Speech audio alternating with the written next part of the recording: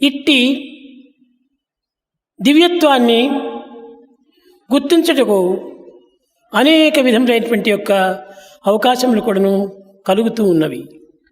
There is wide scope and chance to know and visualize the divinity.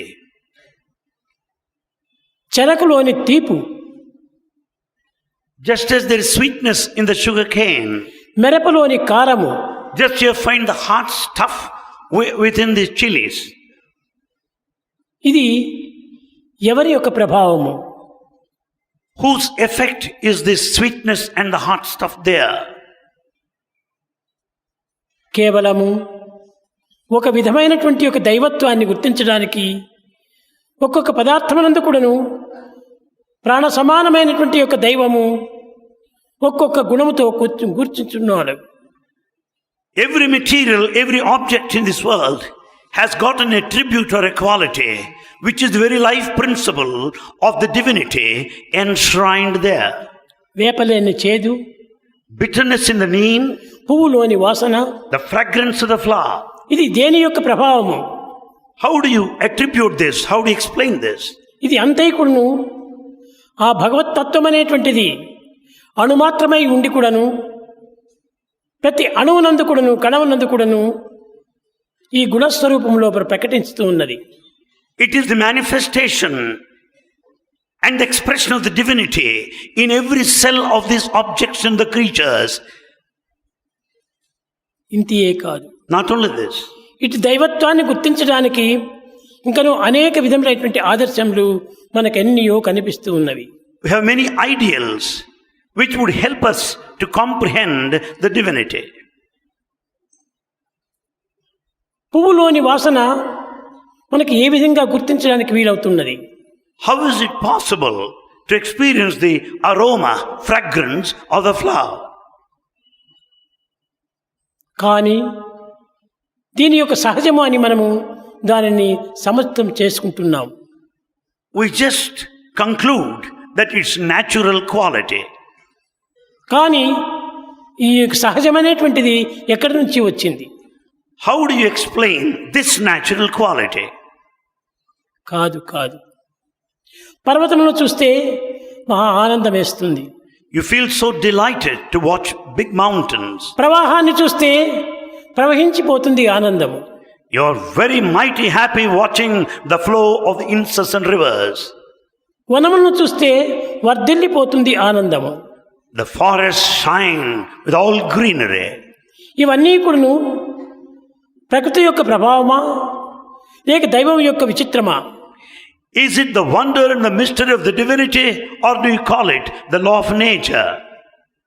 ప్రకృతి యొక్క ప్రభావం కాదు. It has got nothing to do with the law of nature. ప్రకృతి యొక్క ప్రభావమునందు కూడాను దైవత్వము అనేక రకములుగా ప్రకటిస్తూ ఉంటున్నది. God manifests and expresses himself in this nature in a manifold way. గుడ్డులోని పిట్ట, Just as one bird in the egg. ఈ గుడ్డులోని పిట్టను మనం ఏ రీతిగా దర్శిస్తూ వచ్చాం? How are you able to experience the bird within the egg? ఇలాంటి పవిత్రమైనటువంటి యొక్క చిహ్నములు దైవత్వం యొక్క గుర్తులు అనేటువంటివి నిరూపించడానికి ఏర్పడినటువంటివి. These are all the signs of the divinity to make us imagine and comprehend the divinity. కనుక మనము దైవత్వాన్ని గుర్తించుకోవడానికి ఎక్కడో మనం పోనక్కర్లేదు, ఏ సాధనలో చేయనక్కర్లేదు. ప్రతి అణువునందును ప్రతి కణమునందు కూడాను తాను కనిపిస్తూనే ఉంటున్నది. So we don't need to go anywhere in search of God, nor do you need to proceed along the spiritual path either, because God is present in every atom and in every cell. చెరకులోని తీపు, The sweetness of the sugar cane. ఈ చెరకులో తీపి ఎక్కడి నుంచి వచ్చింది? How do you get it? Where from it has ఈ come? తీపే దైవత్వం యొక్క స్వభావము. This very sweetness is the quality of God. మిరపలోని కారము, That hot nature of chilies. నిమ్మలోని పులుసు, And that which is bitter in the neem. వేపలోని చేదు. And the bitterness of ఇవన్నీ the కూడా neem. ఎక్కడి నుంచి ప్రారంభమైనాయి? How do you expect these attributes and the qualities? ఇవన్నీ దైవం యొక్క ఆకారములే. These are all the expressions of God. ఇట్టి దైవత్వం యొక్క చరిత్రను సహజమైనటువంటి గుణముల లోపల తెలుసుకునే నిమిత్తమై ఈ రకమైనటువంటి సృష్టిని సృష్టిస్తూ వచ్చాడు భగవంతుడు. The creation of God is only to make us understand His manifestation and expression in a myriad ways.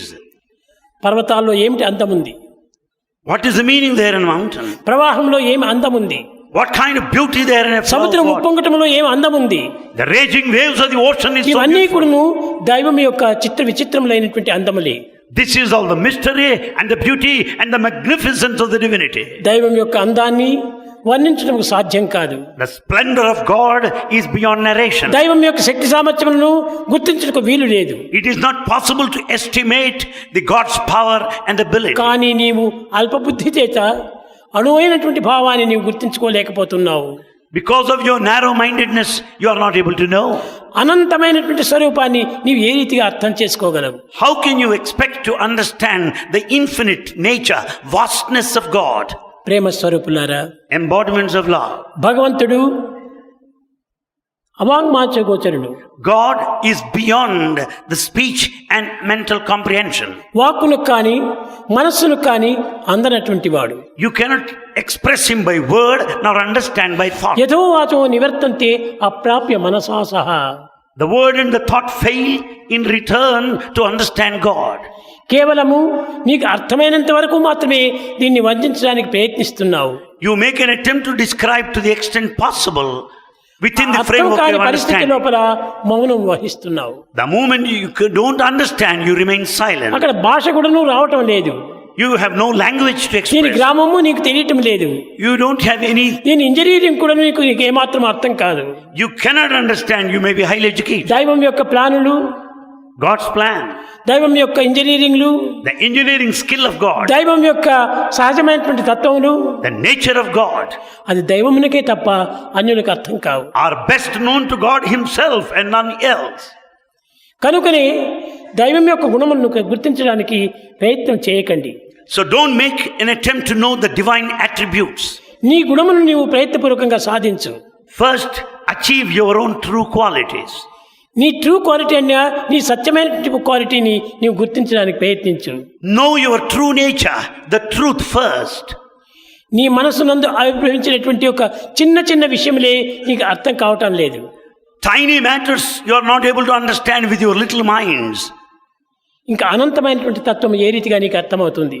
How can you understand that which is infinite? కనుక దైవం యొక్క దీనిని మనము తెలుసుకోవటానికి ప్రయత్నించకండి. Never make an attempt to understand God. మన తత్వాన్ని మనం మొట్టమొదటి గుర్తించడానికి ప్రయత్నించు. Make an attempt to know yourself first. అందుకోసమే వేదాంతమునందు నాయన నిన్ను నీవు తెలుసుకో అని చిన్న పదములో ఉచ్చరించారు.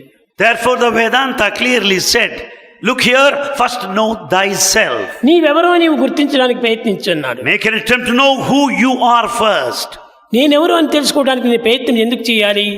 Why should I try to know who I అని am? ఈనాటి మోడర్న్ బాయ్స్ అంతా కూడాను కొంత పిచ్చి ప్రశ్నలు వేసుకుంటుంటారు. These are the silly questions of the modern boys today.